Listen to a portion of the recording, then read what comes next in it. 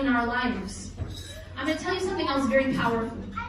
How many of you know someone who on their deathbed was unable to say La ilaha illallah? You guys know what I'm talking about? I think everyone's heard some story. What happens at your death? Do you know what happens at your death?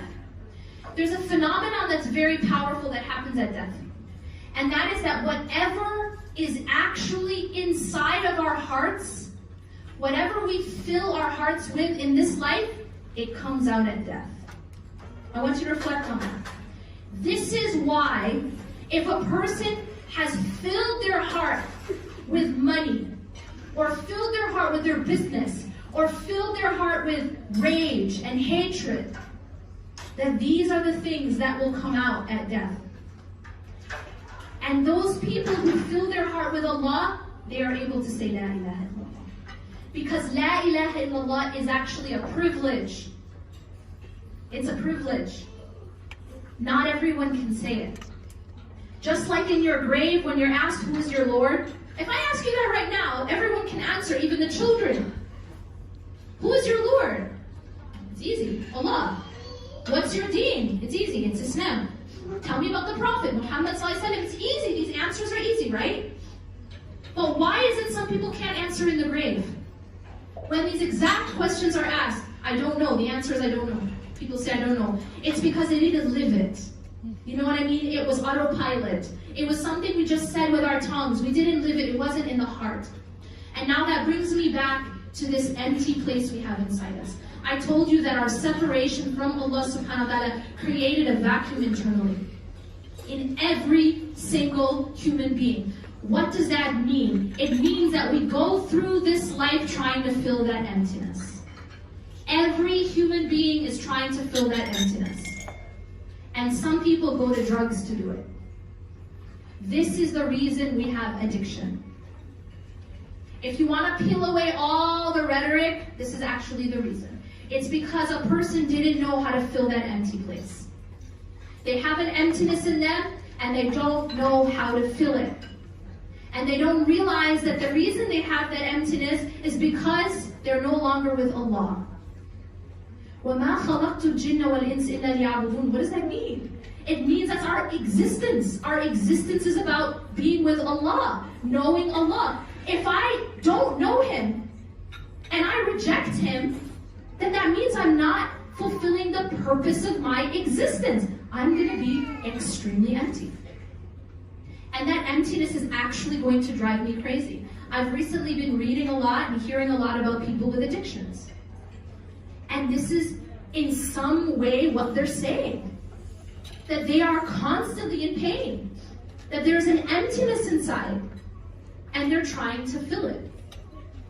Some people fill that emptiness with distractions, with materialism. Some people fill that emptiness with money. Or they try. They try to fill it with power. They try to fill it with people. Having a lot of distractions, a lot of people, a lot of, socializing. A lot of whatever it is to fill that emptiness. Some people try to fill it with their own children. This is also very deep. Some people take their children and put their children at the center of their hearts and their lives. And a lot of people don't tell you this. I'm going to tell you this secret. That is extremely dangerous. And it will cause excruciating pain. And your children will be the cause of your greatest pain if you put them in the wrong place. Yes, ma'am.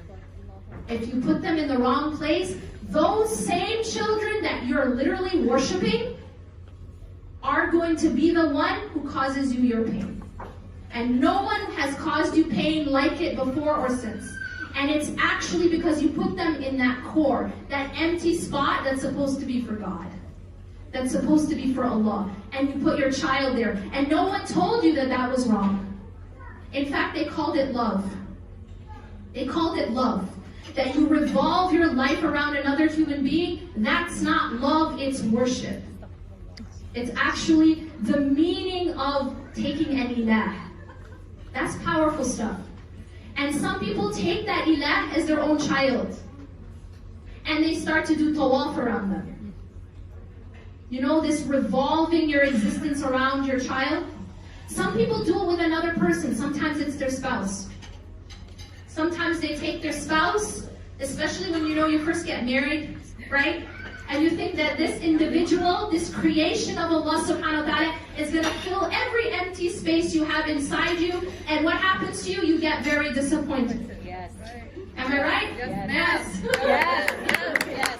You get very disappointed. Why? Because you're expecting the creation to be the creator. And then what happens is, you move on, you say, forget you. Now you have a child, you say, now it's going to be you. Whoa. Whoa. Now it's going to be you. Right? Because you're useless now. Right. You totally couldn't fulfill me. Right. Well, because you're expecting something that isn't correct. And so you put that aside, you say, forget you. Now, I'm going to do it with my child. My child is going to fill that emptiness inside. My child is going to do it, and it's usually my son. Yes. Let's all be honest here. Yes. Yeah, my son. My son. My son, right? It's the same thing with all cultures. I know it, Arab culture, Desi culture, it's all the same. It's all the same. My son is going to fill this emptiness. But here's what no one is telling us. Only Allah can fill that emptiness. Only Allah can fill that empty hole. It's not going to be your career. You know, there's people who worship their careers. There are people who worship their business, worship their career, worship their money. Meaning, if they lose their money, they have no more reason to exist. Some people will commit suicide. Some people will commit suicide if someone breaks up with them. What is that? What is that actually? What's happening there? What's happening is that you took an object of worship other than Allah. You took a person, you took your career, you took your job, you took your money, you took your own child. And that person or that career ends up stabbing you. Not to be mean, not to hurt you. The way I explain it, it's like putting orange juice in the gas tank. You know, if you have a car and you go to the gas tank and you're like, okay, gas is expensive today, orange juice is on sale, I'm gonna be really clever, and you fill your car with orange juice? Who broke the car? Whose fault is it? Yours. Anyone? It's your fault. Why? Because the gas tank is not made to hold orange juice. It's made to hold only one thing, yeah? We have a gas tank inside, that's the core of our hearts. And if you put orange juice in there, if you put your child in there, you put your son in there, you put your husband in there, your wife, your business, your job, your career, your ego, your image, your power, I'll give you another one. What other people think, that's a big one that we worship. We live our lives. What are people going to say? But what are people going to say? What are people going to do? We live our lives worshiping other people's opinions. That's a worship. We have to understand what La ilaha illallah really means. It means that only Allah fills that emptiness. Only Allah is at the core. Not my business, my money, my child, my spouse, my fiance, what other people think, social media, power, ego, image, whatever it is that we worship. Fashion, I mean, dude, some of us worship fashion. Fashion says, Sami'na wa ata'na. You know what I'm saying? You guys understand what I'm saying? Fashion commands, we hear and we obey. I'm seeing a lot of that, especially with men's fashion, let's be honest. They're wearing tights now. Yes. Yeah, they're wearing tights. Yes. And you know what? They're not Peter Pan, and they're not, Robin Hood, but they're wearing tights. And somehow it's okay because fashion said so. No one else seems to have a problem with this anymore. No. I still have a problem with it because I remember the days Yes. when men wore pants. Yes. She's right, yep. I remember. I still remember. Some of you are too young to remember, but I'm not. I'm actually old enough to remember when pants were pants. They aren't anymore. They aren't anymore. And at that time, 10 years ago, if you told a guy to put on tights, if you told a guy to put on what he now puts on, he'd be like, are you crazy? Right. What do you think I am exactly? Yes. Those are tights. Ain't it the truth? Yes. Okay, I'm going to leave that there. But the point is, we worship fashion. سمعنا وأطعنا, we hear and we obey. We do whatever fashion tells us to do. Here is my point. We have an emptiness inside, and it can only be filled with one thing. It's there because we were separated from Allah subhanahu wa ta'ala. We began in Jannah and we're hoping to go back there. That's our home. It's not here. This is a rest area. Dearborn is a rest area. Dunya is a rest area. We are going back to Allah subhanahu wa ta'ala.